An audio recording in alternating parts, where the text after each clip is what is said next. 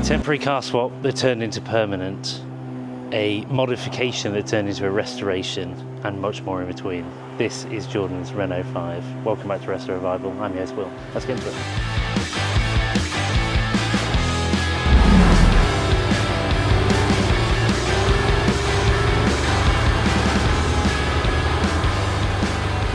Here we are, Jordan. Yes. Thank you for your time. Yeah, no worries. Tell us what we sat in front of. So it's a 1995 Renault 5 Campus, not a turbo. It's a Campus, which I've rebranded the Cam Plus.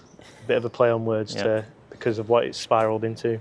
Yes. So there's obviously a bit of a story about how you got it in the first place, and it wasn't always your intention to have it this long to do everything you've done to it. So, yeah, tell us how you got it in the first place. So I had a Mark 1 S3, so I was always into like 2000 era cars, and basically I was chasing power in that and trying to lose weight. And I remember a guy on one of the forums, specific comment that stuck in my head. He said, if you're trying to lose weight in a Mark 1 S3, you need another car, like you need a different car. So I thought, right, what's going up for sale then? So I stuck it up for sale. It was for sale for about 2-3 weeks. And I had a couple of chances here and there, but no one serious. Yeah. And then I got a message off a guy who had this for sale. It was awful. It was so bad. But I'd seen when he sent it me, I knew a bit about him because my mum and dad had 5s. Right. But when he sent it me, I thought, this looks awful. But through looking at pictures online of what they could become, that was when I agreed to do the deal. Yeah, because I don't think there's ever been a successful car swap via Facebook Marketplace in the history of the world. It's always someone's better off than the other. Yeah, and it's normally someone trying to buy a Ferrari with a Ford Focus ST or something. Yeah. So there's obviously a bit of story behind why he was trying to get rid of this anyway, wasn't there? Yeah, so he was really ill with cancer at the time, and he just said he's not got the strength, time, effort to put more money into this to get it how he wanted it. Yeah. He just wanted like pretty much a fast car at the time, because the S3 had like Pro 2000 bucket seats in it, K-brace, it was stripped in the rear, it was like 280 brake Quattro system, and it was nippy. It's like boy racer centre. As soon as people see this on the drive, it's people up and down. But yeah, so he wanted a fast car. So I went down, spoke to him, and he was really ill at the time. I think maybe 9 months after we swapped cars, his missus messaged me seeing if I was interested in buying the car back. Right. Obviously I said I've put money into this now, so no. So yeah, it was a shame really. Yeah, but so he wanted something fast and just to enjoy the last few months. Last couple of months of his life, really. So this hadn't been mistreated per se, but it had probably been languished for too long. To be fair, he put some time and effort into it, like all the leather work on the inside. Yeah. He sent that away and had that redone. So you can't actually get like leather. They've all been trimmed up specifically for this car. And he had a respray, even though it was a poor job. And he'd swapped the seats about. But I know the previous owner to him, it was a bit of a shed when he had it. It's had sills done in his time. Yeah. The guy, it was just probably just like a little toy to rag about. So when I got it, there was various little bits left, not from him, but I assume the previous owner, where like the throttle cable was like JB welded on to the actual engine, because the thread that the throttle cable was on had snapped. Right. So he just JB welded it back in. So it was a ticking time bomb, really. Why not? Okay. So I said in my intro, this kind of spiraled, because you were thinking, let's swap, I'll keep it for a bit, maybe move it on, and then it's fair to say this car is not how it left the Renault factory. No. Talk us through just what's been done to it. So, I'll start from the beginning. It started off that I was going to buy it, turn it back to standard, tie it up a little bit, sell it on. Yeah.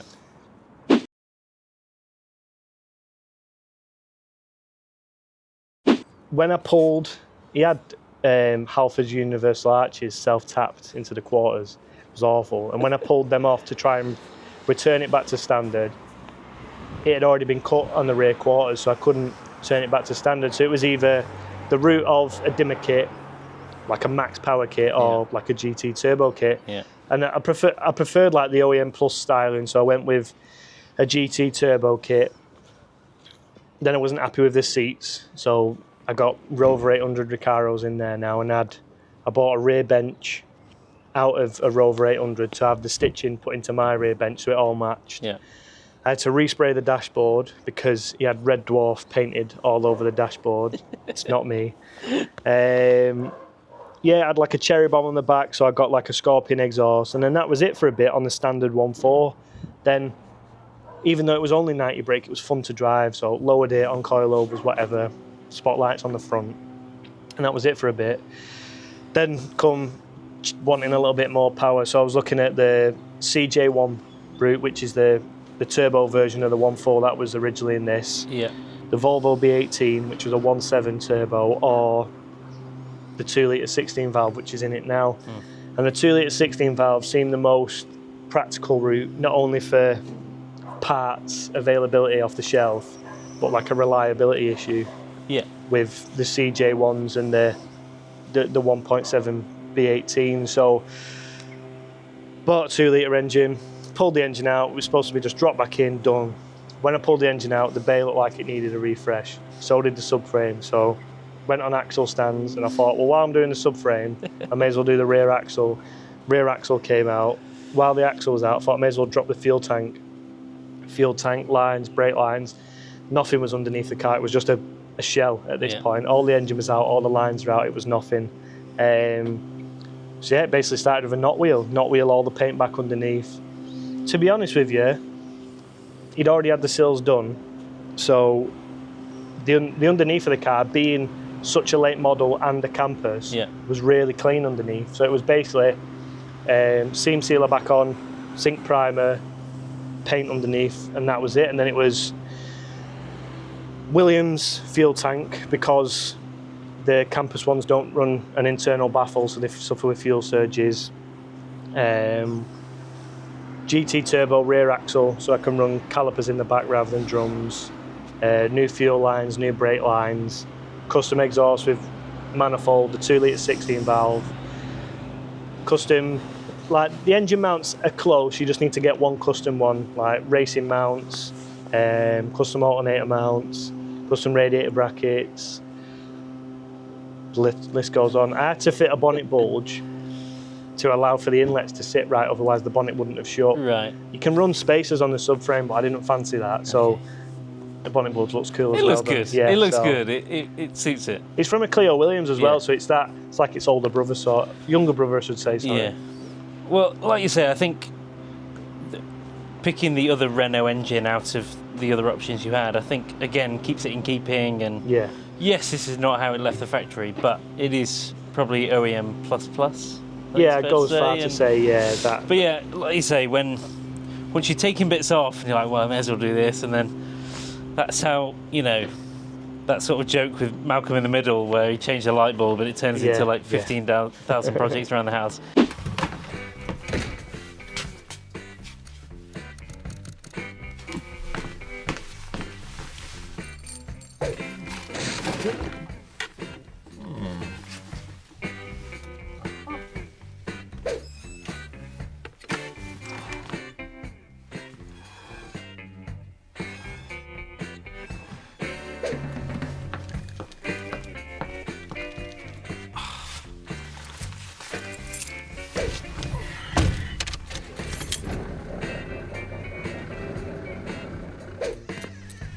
Replace that light bulb in the kitchen?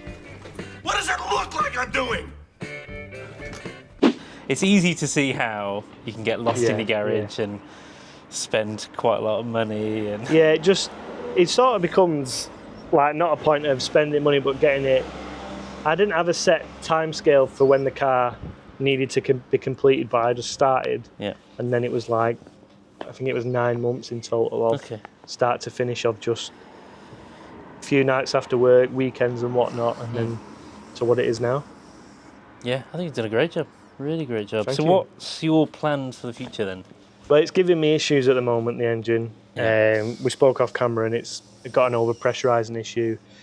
I've tried everything. Tried what all the forums have said, done the head gasket, new water pump, everything, and it's just giving me issues. I think it was maybe an underlying issue that the previous seller didn't know about, and then I've made it known through putting it through its paces when I've been driving it, because I don't drive it necessarily cautiously, because I've not built it to drive cautiously. I want to enjoy it. I want to get up there in the RPMs and whatnot. So tomorrow I am going looking at another Clio that's got a semi-built engine in it to pull out of and put into this. Today's episode is kindly sponsored by Glowsmith Automotive Candles.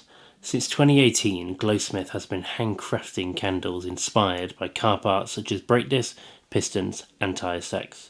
From their heritage workshop in Derby, they create candles inspired by the automotive world. And what I like best is that each product has a really cool story behind it. If you visit glowsmith.co.uk and use the code RestoRevival, you'll get 10% off your first order of automotive candles, or simply follow the link in the video description. Cheers. Touch wood, is that done, or do you think you'll just tinker for the rest of your life? Yeah, it'll just be tinkering for the rest of the life, because once I think it's 100, it's probably just short. It probably lost a few ponies out over the years. So I think it's just short of 170 brake at the moment. The new one, I hope, once tuned, it'll be 200. Yeah. And the stopping power's okay on the GT turbo brakes. It's not great. So I know you can do the hub conversion from a 172 to run bigger discs. Yeah. And with the 15s, it'll work fine in here. So I think that's sort of like drop the engine in, then over winter, do the hubs, maybe ITBs. It depends how I like the new inlet setup on this engine. Yeah. And plus ITBs, they're another. That'll be sort of maybe winter or the winter after. Okay. And then just enjoy it. You say that, don't you? Like I said, I was toying with the idea of maybe like looking at a dimmer kit, but Tommy over at Maguire's has got one on his, and he's really smart, but it looks like it requires a lot of bodywork, which I'm not necessarily good with. Like I had the car resprayed by a firm, and they did the bodywork and whatnot. But yeah, I'm not necessarily keen on cutting it up to put a dimmer kit on it to then it not look as good. Plus it adds weight to it as well, so it won't be as fast. So yeah, what I found interesting, because my first video was with 172 Cup, and Lloyd had done all the work himself, and he had mentioned that Renaults are very, very easy to work on. Yeah. And also the community itself, the forums, the Facebook groups, is really helpful. Yeah. You can always find someone to help with something, or someone's got an old part. Yeah. That seems to be a common theme amongst Renault owners. Yeah, I mean, I obviously joined the Facebook groups and whatnot, and then I was looking to do an engine conversion, and I'll mention his name. Ben hounded me for ages. You need to do the 2 litre. You need to do this. I was looking at other ones. Oh, it'll be cheaper to do this. He was like, yeah, but in the long run, these are better. Parts are available. So he invited me to a WhatsApp group chat, which was it's just R5 with F4Rs, and it's just I think there's about 40 of us in there that are either slowly doing the conversion or have done the conversion. So people have always got answers to problems. Unfortunately, not the problem that I'm having with this. I mean, the problem, we've narrowed it down to maybe being a very small hairline crack in the block, but they're always happy to help. Awesome. Well, I think we should look under the bonnet. Yeah. And then we'll take it for a drive on Happy this days. very hot day. Let's do that. Awesome. Cheers. So as we mentioned, this isn't quite factory. It's obviously a 172. Yeah, 172. So that's like the pre-facelift version of the Clios. 2 litre 16 valve, completely standard map. Just like custom manifold, relocated the coil pack because it clashes with the bonnet bulge, induction kit. Yeah, pretty much. There's not really much to it other than that. Like I said, there's no need to really push any more power out of it because of how light the car is. It's fine, standard. Yeah, it's about 850 or something. Yeah, I think so. I've not had it weighed, but from factory they were like 750 kg. Then this is an extra 100 kg on top of the standard 1.4. So we're just guessing at 850 kg.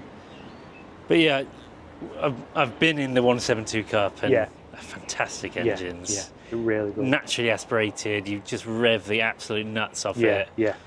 Plenty enough power without it being too much and you're too worried about killing Yeah, yourself. it's not, like I said, this is, I think if I pushed it a bit more, around 200, Yeah. I don't know what power to weight it'd be then, but whatever that is, I reckon it'd be about 220, 225, maybe a bit more. I reckon that's the perfect power band for like something that I built it for. I've not built it for a straight line car, I built it to be able to go down the back roads very spiritedly and not worry about necessarily putting myself in a ditch, really. Yeah. Because these aren't built for safety. Do you know what I mean? So No. that's always a worry. Yeah. All right. Well, let's get out on a sunny day, shall we? Yeah, let's do it.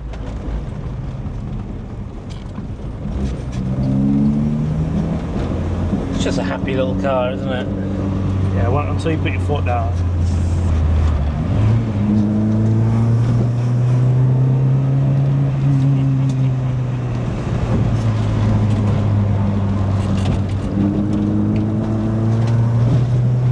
Sticks well, doesn't it?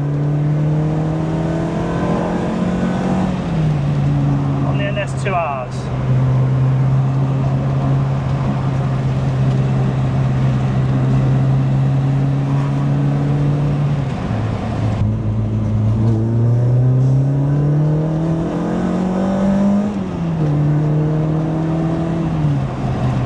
That's a great exhaust sound, isn't Yeah. it?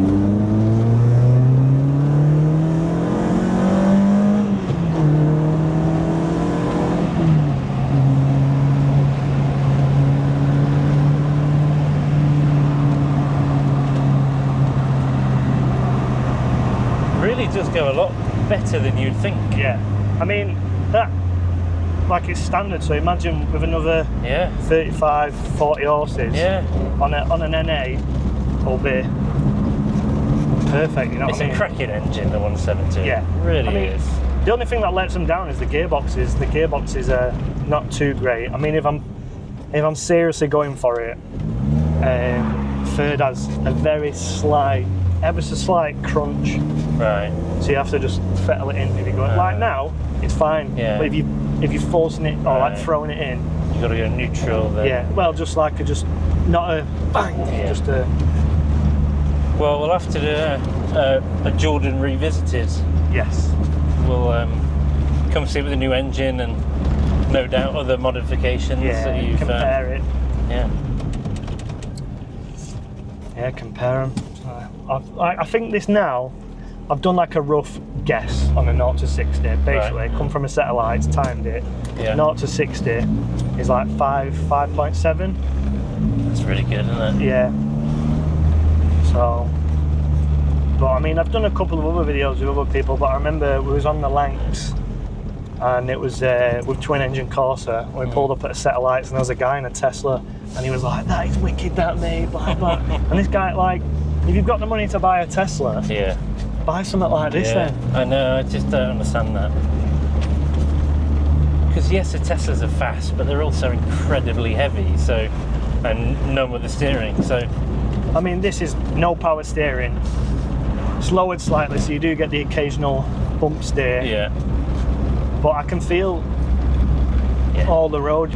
Yeah, it just goes to show what lightness does for cars, doesn't it? Well, that's When it. Like nowadays, people are too fixated on figures. So when unless you're into hatches or know roughly about power to weight, Yeah. you speak to people, especially like, I know I'm only 24, but like you speak to like the younger audience who are big into RS3s and Yeah. M140Is, and they Yeah. go, "Fucking nice car, mate. Like, what's it running?" I say like 170 brake, and they're like, well, is that? I can't remember. I think it's about 210, 215 per ton. Right. But then if I put the new engine in, and that gets it up to 250 brake per ton, Yeah. that's half what a Bugatti power to weight is. Do you know what I mean? So Yeah. that's a stat that you can throw at people. They say like, "Oh, it's only 200 brake," and then you go, "Well, it's 250 brake per ton. Yeah. It's half what a Bugatti is." Yeah. So people don't realise, they just think power figures are... It's all about lightness. Well, that was brilliant. Thank you for today. Yeah, no worries, mate. Appreciate your time. Yeah, it's been great.